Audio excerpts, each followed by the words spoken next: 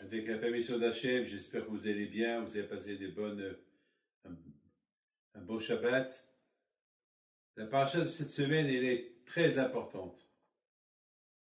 Moshe Rabbeinu alav shalom, il va au ciel, il reçoit la Torah, 40 jours avec Akadosh Baruch Hu, il descend du ciel, et qu'est-ce qu'il trouve? Les Bnei Israël qu'ils ont fait le veau d'or. C'est de la folie. Il y a deux questions à poser. Première chose, quelle est la raison que Akadosh Baruch Hu, il n'a pas dit à Moshe Rabbeinu, descends, avant qu'il fasse le veau d'or, qu'il leur dit, descendez. Il ne lui a rien dit. Jusqu'à une fois qu'il a terminé la Torah avec Moshe Rabbeinu, c'est là que Akadosh Baruch Hu dit à Moshe Rabbeinu, descends, les Juifs ils ont fauté. Bizarre. Première question. Deuxième question, et encore plus importante que n'importe quelle question, après tous les miracles qu'ils ont vus, ils étaient en Égypte. Ils ont vu comment Hachem il a frappé l'Égyptien, les 10 plaies, et ses macotes. Ils ont vu la sortie de l'Égypte à minuit. Hachem il a abattu tous les premiers Égyptiens. Aucun béchor juif n'a été touché. Comme qu'il a dit Moshe Rabbeinu, il n'y aura que par seul qui va rester vivant. Et il n'y avait que par seul qui est resté vivant. Comment est-ce possible? Et à la fin, ils ont quitté l'Égypte. Ils ont assisté à la traversée de la mer, Kerat Yam Souf. Ils ont mangé la manne. La manne que rien que les malachim qui peuvent le manger. Ils ont dit la Benishma. Plus que ça. Ils ont dit la Benishma. Ils ont écouté la voix d'Hachem.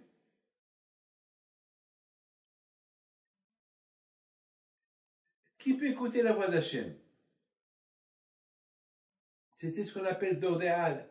Vous savez, si on prend les plus grands tzadikim de la génération, de n'importe quelle génération, ils ne vont pas arriver à la cheville de ces tzadikim qu'il y avait avant.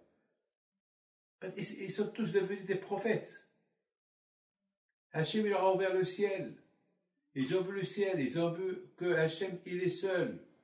Vous vous rendez compte? Ils ont vu Hachem. C'est pour ça qu'on dit Nafshi Atsabi Dabero.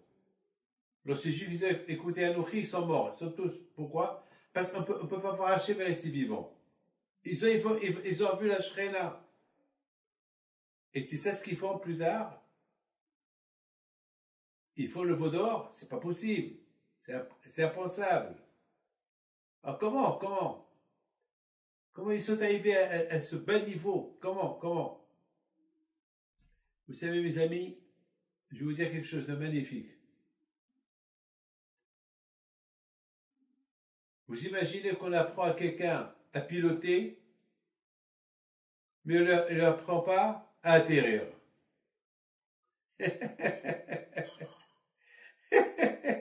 Il va atterrir où?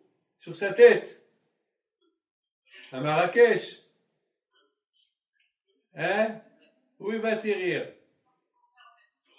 C'est de la folie. On apprend à quelqu'un à décoller et on lui dit allez décolle. Mais attends, atterrir. Lorsqu'on apprend à décoller, à être un pilote, il faut savoir décoller et atterrir. Les Juifs, ils avaient besoin encore d'expérience. Ils ont commencé à apprendre à décoller dans la Torah. Mais il faut qu'ils sachent comment atterrir aussi. Parce que le Yetzirah est très fort. Le Yetzirah, il ne peut pas supporter quelqu'un qui décolle. Le Yetzirah est très fort pour le faire atterrir 2 fois, pour le faire tomber. Vous Vous prenez l'ascenseur. Vous savez monter. Mais cet ascenseur même, il peut vous faire descendre. Il faut savoir comment monter. Il faut savoir aussi comment atterrir doucement, sans se déconnecter avec le décollage. L'avion, il atterrit d'une manière, il est encore, entre autres, jusqu'à qu'il atterrit bien. Les tzadikim, ils vivent dans ce monde-là. Ils savent décoller, ils savent atterrir. Et rester tzadikim. Mais pour ça, il faut la Torah. Sans la Torah, on n'arrive pas à atterrir sans danger. La bataille, je pense, c'est ça le drame. C'est ça le drame qui s'est passé avec ces Juifs, qu'ils ont fait le veau d'or. Ils ont reçu la Torah, ils ont vu Hachem, ils ont décollé. Mais pour apprendre à atterrir, il faut qu'ils attendent ça que Moshe Rabbeinu descend avec la Torah. Mais s'il n'y a pas la Torah, il ne peut pas atterrir. C'est comme, celui qui sait décoller, il ne sait pas atterrir, on ne va pas lui donner certificat de pilotage. C'est un danger public. Or, Hachem, Akadosh Baruch Hu, ils avaient décollé avec lui. Il les a choisis. Il a choisi Am Israël tout le temps. Il leur a dit, vous êtes mon peuple choisi. Mais maintenant, il faut la Torah, il faut apprendre. Il faut un peu de temps.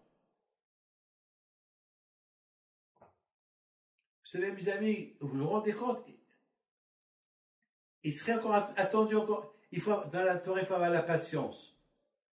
Il y a beaucoup de gens, ils n'ont pas la patience. Ils ne peuvent pas s'asseoir devant un livre de Torah. Ils ont la patience de rester en face de la télévision des heures et des heures. Des heures et des heures. Mais ils n'ont pas la patience de s'asseoir dans un Beth Midrash et étudier la Torah.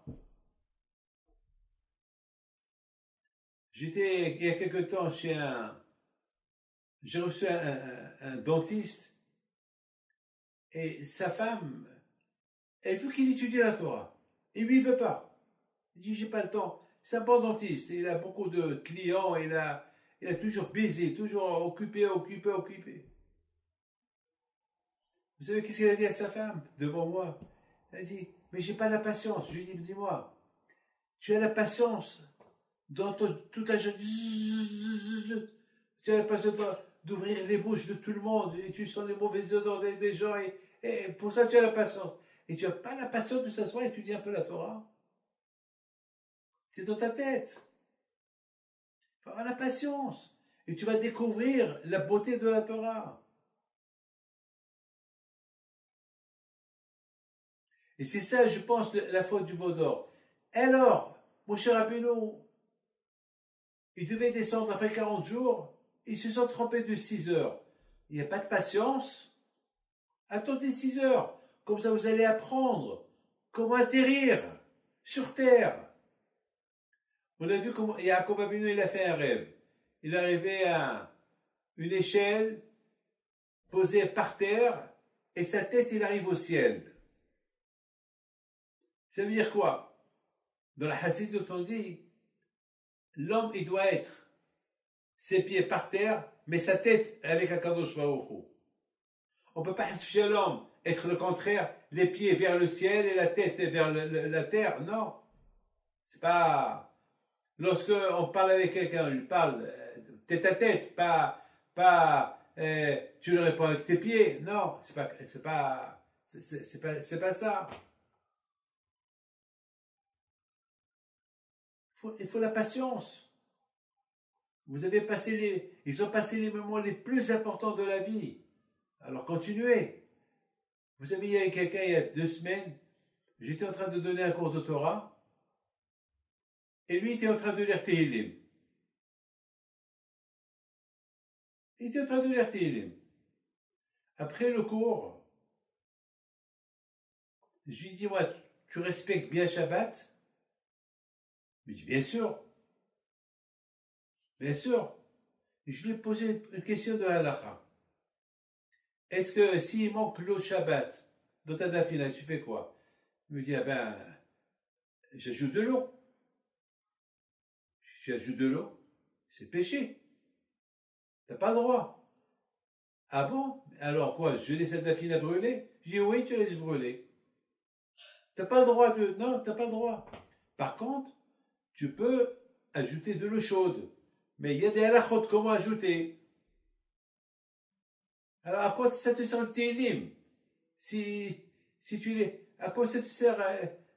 tu les télim, tu connais pas les halakhot. Il faut lire les halakhot. Tu fais Shabbat, super. Mais il faut lire les halakhot. J'ai le matin. Comment est-ce que tu fais l'itier là? Bien sûr, là, ça je sais. Comment tu l'as fait? Lorsqu'il m'a dit comment il l'a fait, je dis pas ça, c'est pas ça aussi. Alors ça veut dire que tout le télim que tu lis chaque jour, c'est comme si tu n'as rien fait parce que tes mains, ils sont pas cachères, ils sont tamés. Tu as encore la touma dans tes mains. Et tout ça, les gens, ils ne veulent pas la patience pour s'asseoir, étudier. Regardez quelle patience il avait, Moshe Rabbeinu, 40 jours et 40 nuits. 40 jours et 40 nuits de patience. Il n'a pas mangé, il n'a pas dormi. Il n'a pas bu. 40 jours de patience. Alors pourquoi quand je vais au Khou, il n'a pas dit va? Non. Quand je vais, il a voulu apprendre aux Juifs la patience. Vous n'avez pas voulu patienter sur comment je descend. Alors je vous laisse faire la faute. Vous savez que la Torah, on acquiert la Torah avec la patience. Avec l'amour, avec humeur, avec joie. C'est comme ça qu'on acquiert la Torah. La Torah, elle ne vient pas comme ça. Elle est venue du ciel, elle est là, à toi de, comme qui dit David Ameler, ta'amo okido Hashem. Lorsqu'on goûte la Torah, on aime, mais lorsque vous goûtez, il y a la passion. Vous savez, ces goûteurs là de vin, vous savez, on leur donne du vin pour goûter, pour voir s'il est bon ou pas. Ben, ils vont mélanger le vin, ils le mettent dans la bouche, ils attendent un peu. C'est après qu'ils disent, il est comme ça, il est comme ça, il est comme ça. Ben, la Torah, c'est pareil. On compare la Torah à du vin. On compare la Torah à du vin. Quand que le vin, il te donne la joie, la Torah aussi te donne la joie. Il faut la kiffer, il faut l'aimer, il faut la goûter. Soit que tu vois le goût qu'elle a, la Torah, c'est ça.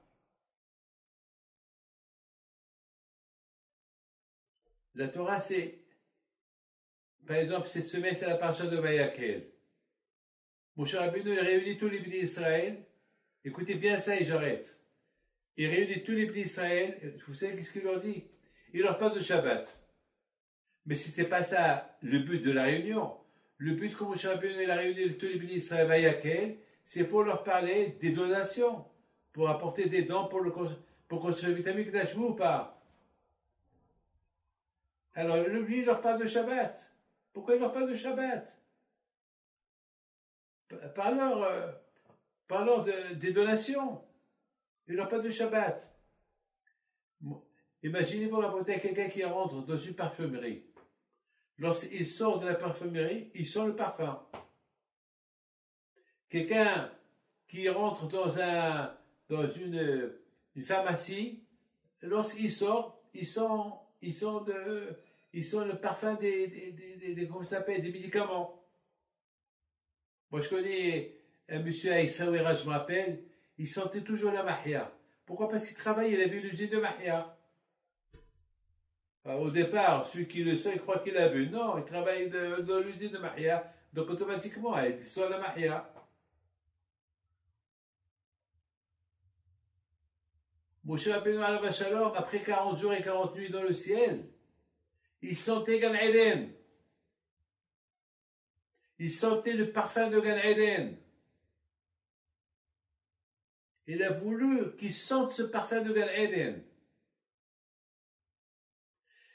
Et c'est pour ça, avant qu'il leur parle des donations, il leur a parlé de Shabbat. Il a voulu leur dire que Shabbat, c'est Me'en Olam Haba. Shabbat, c'est comme Gan Eden.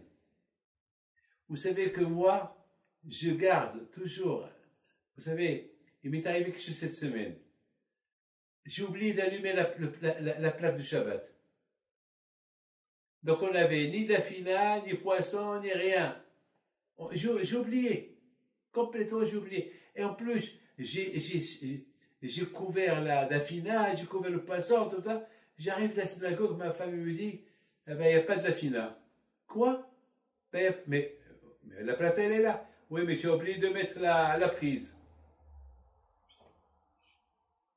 Donc, c'est la première fois qu'on n'a pas senti l'odeur d'Adafina le Shabbat à la maison. On n'a pas senti l'odeur. Et moi, j'ai fait une bonne Dafina, la fait marocaine, elle est très bonne, la mienne. Un jour, je vous inviterai, si tu veux, vous allez l'apprécier un jour. Mais je ne dois pas au d'honneur, c'est comme ça.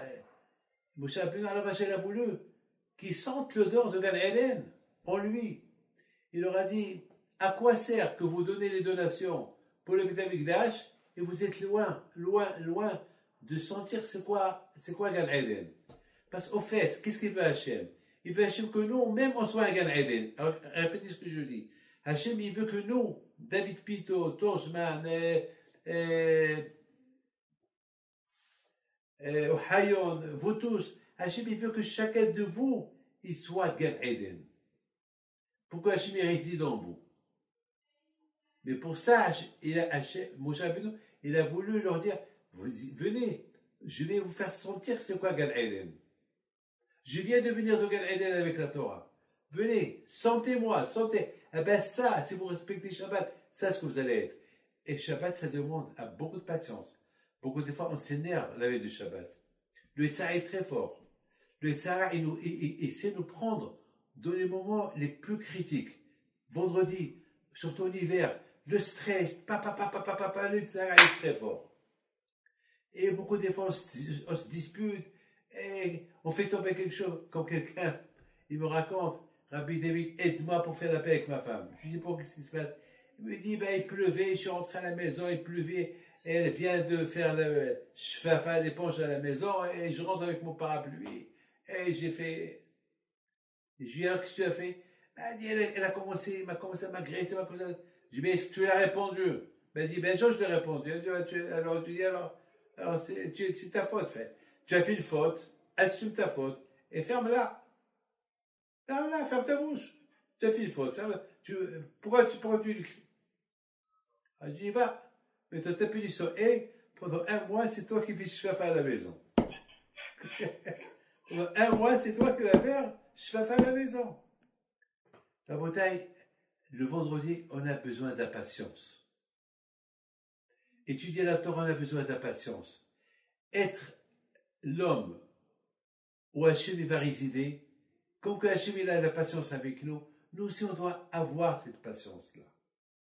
On doit avoir la patience. Et c'est la raison pourquoi Rabotai, cette paracha-là, elle est spectaculaire de Vayakel. Cette paracha, elle part de l'union. Quand Moshe Rabbeinu dit à Ben Israël, si vous voulez être la maison d'Hachem, il faut être unis. Ahdout, Vayakel. Soyez un kahal unique. On ne peut pas être la maison d'Hachem s'il y a des différences entre nous. Vous savez, mes amis, qu'est-ce qui fait le palais royal que tout le palais, on l'appelle palais?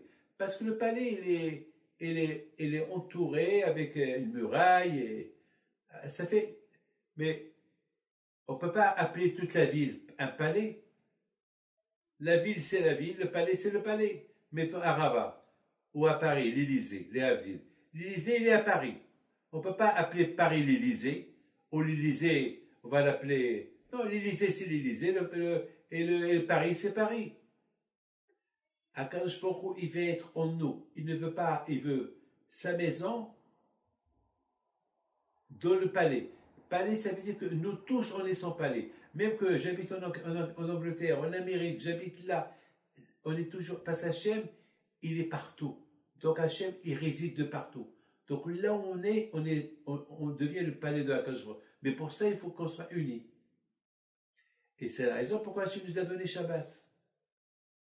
Donc mes amis, il y a deux choses à ne pas oublier. La première chose, si on veut réussir à Rabotai, dans la vie, il faut être patient. Il faut pas être stressé. L'heure. C'est vrai, l'heure, c'est l'heure. Mais la patience. Pour étudier la Torah, c'est la patience. Et c'est ça ce qu'ils ont fait à Erev Rav. Erev la faute de Erev, ils n'ont pas eu la patience de 6 heures. Bolosh Olam, 6 heures. Et alors, mon chapitre n'est pas venu. Alors, il ne vient pas. La patience. Déjà, où il fait l'Avodazara. De là, mes amis, c'est pour ça Hachem, il a voulu apprendre à Moshe. Parce que Moshe, il dit à Hachem, mais pourquoi tu m'as pas dit de descendre?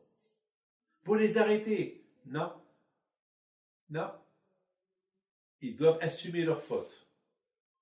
Ils ont fauté. Alors, ça sera une leçon pour toutes les générations. À ne pas faire les choses vite. Patienter. Il y a des moments qu'il faut patienter, il y a des moments qu'il faut faire vite, il y a des moments qu'il ne faut pas faire. À chaque chose, elle a un moment. Chaque chose, elle a un moment. Les attachés métaux, c'est Pessah qui l'approche. N'oubliez pas d'aider vos femmes. Il faut être patient. Pessah, c'est pas une fête c'est pas qu'une fête de nettoyage. Non. Pessah, c'est une fête de religion. Pessah, c'est la Torah. C'est pas Stam comme ça s'appelle ça. Donc Pessah, c'est une fête vraiment de la Torah. Donc c'est très très important. Vous avez bien remarqué que les femmes, ils n'ont pas fauté avec le veau d'or. Hein. Ils n'ont pas fauté. Tous les hommes, ils ont fauté, et les femmes, ils n'ont pas fauté. Ils n'ont même pas voulu donner leurs bijoux à leur mari. C'est pélé. La patience des femmes. C'est connu que la femme, elle est très patiente. Les femmes, ils étaient aussi esclaves en Égypte. Et c'est grâce aux femmes que les Juifs, ils ont été libérés de l'Égypte. La patience des femmes. On a vu que les femmes dans le désert, ils n'ont pas critiqué Israël. Pourquoi? Parce qu'ils ont dit qu'ils sont faits ici dans le désert. Il faut rentrer en Israël. Alors que les maris disent, non, il n'y a rien à faire en Israël. Finalement, on a vu l'intelligence des femmes. On a vu cette semaine, lorsque Moshe Rabbeinu, il a parlé des dons, c'était les femmes les premières qui venaient apporter des dons. C'était parce que, regardez, mes amis, la femme, la patience qu'elle a, lorsqu'elle est enceinte pendant 9 mois, 9 mois avec le bébé, 9 mois qu'elle doit l'allaiter, ou 1 an, 2 ans, la patience qu'elle a avec son fils, et toujours avec le sourire, à son fils, même s'il ne la laisse pas dormir. Ben, c'est de la folie, ça. Il y a beaucoup de choses à apprendre. Et le Shabbat, la patience qu'elle a pour faire le Shabbat, il ne faut pas le gâcher le Shabbat. Il y a des lois. Et les lois d'aujourd'hui, c'est Pessah qui approche. Il faut chacun de nous aide sa femme, et avec la patience, avec la gentillesse. Et voilà, et bien, Ezat Hashem, quand je vois au coup, il nous aide pour accomplir notre mission sur terre, et quand je vous protège, je vous donne le bracha. Approchez tous, approchez. יברך אדוני וישמרך, יאר אדוני פניו אליך וחונק יישא אדוני פניו אליך וישים לך שלום. וישמו את שמי אבי ישראל ואין יברכם כקדוש ברוך הוא, יבודון ברכה והצלחה בריאות הגוף, פרנסה טובה, עלייה בתורה וברת שמיים, וכן רצון ולומר אמן. Que je vous protège de ce corona de New York, génération, et bonne réussite si Dieu veut. À très bientôt. Merci à la vie, que Dieu vous protège. Amen.